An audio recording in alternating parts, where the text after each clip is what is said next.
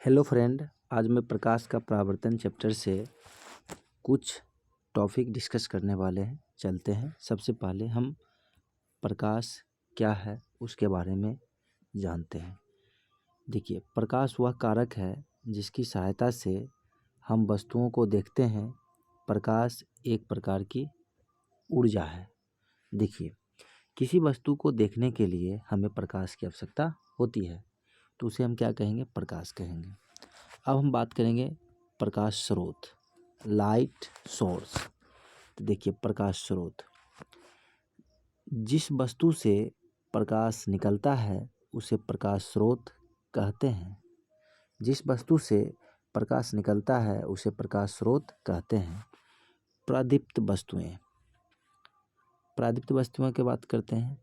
देखिए, जो वस्तुएं प्रकाश उत्सर्जित करती है प्रदीप्त वस्तुएं कहलाती है, जैसे सूर्य, जलती हुई मोमबत्ती। अब देखिए, सूर्य जो हुआ, सूर्य ये क्या है? ये एक प्रदीप्त वस्तु है, क्योंकि पृथ्वी को जो लाइट प्रदान करता है वो क्या करता है? सूर्य। तो सूर्य क्या हो गया? प्रकाश को उत्सर्जन करता है। तो ये क्या हो गया? प्रदीप्त वस्तुएं हो गया। अब हम बात करेंगे अप्रदीप्त वस्तुएं। अप्रदीप्त वस्तुएं, जो वस्तुएं प्रकाश उत्सर्जित नहीं करती है और अप्रदीप्त वस्तुएं कहलाती है, जैसे टेबल, कुर्सी आदि। टेबल को आप देखे हैं प्रकाश को उत्सर्जित करते हुए? तो नहीं देखे, तो ये क्या हो गया? अप्रदीप्त वस्तुएं। कुर्सी देखे हैं प्रकाश उत्सर्जित करते हुए? नहीं देखे हैं, तो ये क्या हो गया? अप्रदीप्त वस्तुएं। और प्रदीप्त और अप्रदीप्त वस्तुएं आप समझ में आ गए होंगे। अब हम बात करेंगे प्रकीर्णन। तो देख लीजिए, प्रकाश जब सूक्ष्म कणों पर पड़ता है तो वे कण उन पर पड़ने वाली प्रकाश की ऊर्जा को अवशोषित कर फिर उसे चारों ओर विकसित करते हैं। इस प्रक्रिया प्रकीर्णन कहलाता है। तो देख लीजिए, ये आपका क्या हुआ? कण हुआ। इस पर जब हम प्रकाश को आपतित कराते हैं तो इस कण पर प्रकाश आपतित हुआ। अब देख लीजिए, पढ़िए, प्रकाश की कुछ ऊर्जा अवशोषित कर। तो इसमें क्या हो रहा है कि इसमें कुछ प्रकाश की जो कुछ ऊर्जा है इस कण में अवशोषित कर लिया। अवशोषित करने के बाद इसके चारों ओर फिर प्रकाश क्या हो गया? विकसित हो गया। यही प्रक्रिया जो होता है इसी को हम क्या कहते हैं? प्रकीर्णन कहते हैं। ये बात आपको समझ में आ गया होगा। अब चलते हैं आगे की ओर। अब देखिए, हम बात करेंगे प्रकाश की किरण। एक सरल रेखा पर चलने वाले प्रकाश को प्रकाश की किरण कहते हैं। एक सरल रेखा पर चलने वाले प्रकाश को प्रकाश की किरण कहते हैं। ये बात आपको समझ में आ गया होगा। अब हम बात करते हैं प्रकाश किरण पुंज। प्रकाश की किरणों के समूह को प्रकाश का किरणपुंज कहते हैं। प्रकाश का किरणपुंज मुख्यतः 3 प्रकार के होते हैं। तो देख लीजिए, किरणों के जो समूह होता है उसे हम क्या कहते हैं? प्रकाश का किरणपुंज कहते हैं। यह मुख्यतः 3 प्रकार के होते हैं। पहला होता है अपसारी किरणपुंज। अपसारी, इस प्रकार के किरणपुंज में प्रकाश की किरणें एक बिंदु से स्रोत से निकलकर फैलती हुई चली जाती है। अपसारी किरणपुंज कहते हैं। तो देखिए, अपसारी मतलब ये बिंदु हुआ, इस बिंदु से प्रकाश की किरणें निकलकर फैलती हुई चली जाती है, तो उसे हम क्या कहेंगे?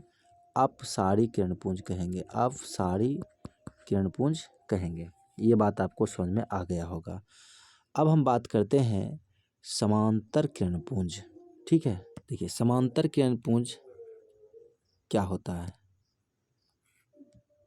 इस प्रकार की किरणपुंज में प्रकाश की किरणें एक दूसरे के समांतर होती है तो उसे हम समांतर किरणपुंज कहते हैं। तो देखिए, प्रकाश की किरणपुंज एक दूसरे क्या होगा, समांतर होगा, तो उसे हम क्या कहेंगे, समांतर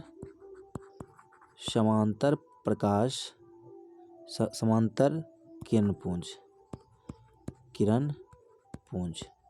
ये बात आपको समझ में आ गया होगा। अब चलते हैं आगे की ओर।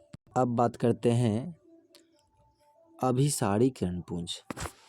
इस प्रकार के किरणपुंज में प्रकाश की किरणें एक बिंदु पर आकर मिलती है या मिलती हुई प्रतीत होती है, अभिसारी किरणपुंज कहते हैं। तो देख लीजिए, यहाँ एक बिंदु है, कोई प्रकाश किरण आ रही है और सभी प्रकाश किरणपुंज क्या हो रहा है, एक ही बिंदु पर आकर मिल रही है। तो ऐसा किरणपुंज क्या होगा, अभिसारी होगा। क्या होगा, अभिसारी किरणपुंज कहलाता है। किसी बिंदु पर आकर मिलती है किरणपुंज को क्या कहेंगे, अभिसारी किरणपुंज कहेंगे। अब हम बात करते हैं पारदर्शी पदार्थ क्या होता है। वे पदार्थ जिनसे होकर प्रकाश आसानी से पार कर जाता है, पारदर्शी पदार्थ कहलाते हैं। जैसे कांच,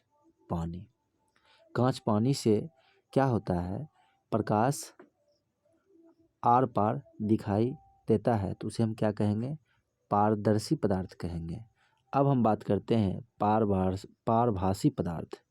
वे पदार्थ जो उन पर पड़ने वाले प्रकाश एक छोटे से भाग को ही अपने में से होकर जाने देता है, पारभासी पदार्थ कहलाते हैं। जैसे घिसा हुआ कांच, तेल लगा हुआ कागज।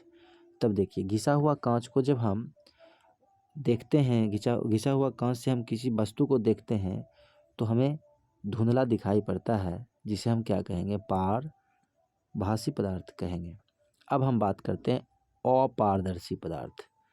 वे पदार्थ जो प्रकाश को अपने में से होकर नहीं जाने देते हैं, अपारदर्शी पदार्थ कहलाते हैं। जैसे लकड़ी, लोहा आदि।